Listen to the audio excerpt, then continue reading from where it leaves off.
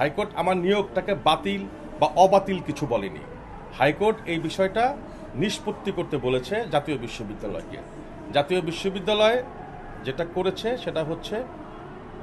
এইখান থেকে তারা গভর্নিং বডির মিটিং করে যেটা জাতীয় বিশ্ববিদ্যালয়ের যেটা নিয়ম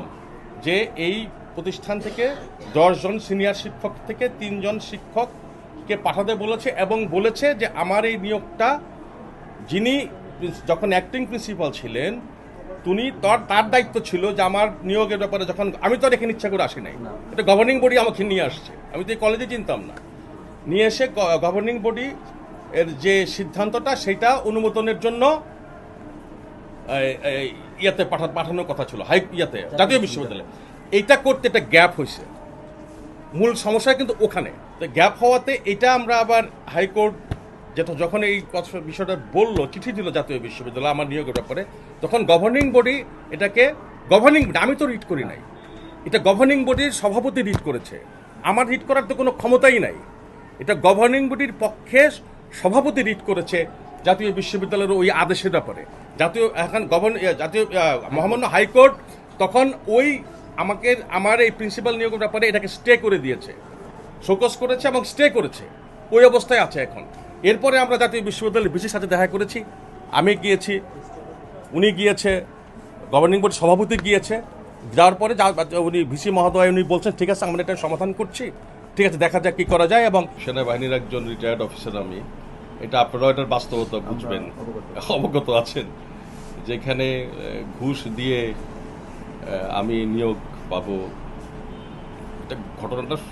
মানে সম্পূর্ণ বানোয়াট এবং মিথ্যা, এক নাম্বার। আরেকটা হচ্ছে ছাত্রদের বেতন বাড়ানো এবং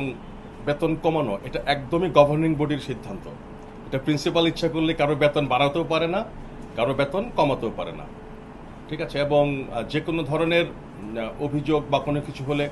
যে কোনো ছাত্রই কিন্তু আমার কাছে আসে, ওরা যারা আছে এখানে ছাত্ররা আছে যেখানে আছে ওদের জিজ্ঞেস করতে পারেন, যে কোনো ছাত্র আসলে তো আমি কারো কোনো বেতন যদি আবার প্রিন্সিপালের কিন্তু বেতন মাফ করারও কোনো ক্ষমতা নেই, এখানে একটা মৌকুফ কমিটি আছে, যেটা প্রিন্সিপাল করতে পারে সেটা হচ্ছে কারো যদি ফর্ম ফিল আপ করতে টাকা পয়সার অসুবিধা হয় সে একটা অ্যাপ্লিকেশন করে, ডিপার্টমেন্টের হেড এটা রিকমেন্ড করে, সেক্ষেত্রে তার কিছু টাকা বকেয়া রেখে, যেটা সফটওয়্যারে থাকে বকেয়া রেখে আমরা অনেক সময় তাকে ফর্ম ফিল আপ করার সুযোগ দেই, যাতে করে তার পরীক্ষাটা দিতে এমন কোনো এক্সাম্পল এখানে নাই যে টাকার অভাবে কোনো ছেলে এখানে পরীক্ষা দিতে পারে নাই। অনেক এখানে আসলে ডিপার্টমেন্ট ভিত্তিক তো একটা কলেজ, ইউনিভার্সিটি কলেজ, এখানে 27টা ডিপার্টমেন্ট আছে, ডিপার্টমেন্টের কিছু অনেক সময় ইন কোর্স পরীক্ষার ক্ষেত্রে এরা কিছু টাকা পয়সা, তারপরে আমি এটা কন্ট্রোল করার চেষ্টা করি এবং যে কোনো জায়গায় যাতে করে ছাত্রদের উপরে কোনো প্রেশার না হয়। অনেক সময় দেখা গেছে এগুলো আমি অনেক জায়গায় বন্ধও করেছি, কোনোভাবেই এখানে কোনো অতিরিক্ত টাকা নিতে পারবে না। উন্নয়নটা হয়েছে যেমন এখানে টিচারদের আসা যাওয়ার ব্যাপারে, কর্মচারীদের আসা যাওয়ার ব্যাপারে কোনো নিয়ম শৃঙ্খলা ছিল না, এখানে আমরা বায়োমেট্রিক্স লাগিয়েছি, 9টার সময় কিন্তু প্রত্যেকটা শিক্ষকের আসতে হয়, 2:30টার সময় যেতে হয়। হ্যাঁ, এই সবচেয়ে বড় যে জিনিসটা একটা প্রতিষ্ঠানে চালানোর জন্য সবচেয়ে বড় দরকার হচ্ছে শৃঙ্খলা, ঠিক আছে, সেই শৃঙ্খলাটা আনার চেষ্টা করেছি প্রথমে। আরেকটা বিষয় ছিল, ধরেন কলেজের কোনো সহশিক্ষা কার্যক্রম ছিল না, ছাত্রদেরকে কলেজে আনতে গেলে পড়াশোনার পাশাপাশি সহশিক্ষা কার্যক্রম কিন্তু করতে হবে। এই কলেজের ইতিহাসে প্রথম প্রমিত বাংলা উচ্চারণের উপরে ওয়ার্কশপ হয়েছে, এই কলেজে প্রথম একটা ডিবেট টিম গঠন করে ডিবেটের উপরে ওয়ার্কশপ হয়েছে, আমরা এখানে কালচারাল ফেস্টিভ করেছি,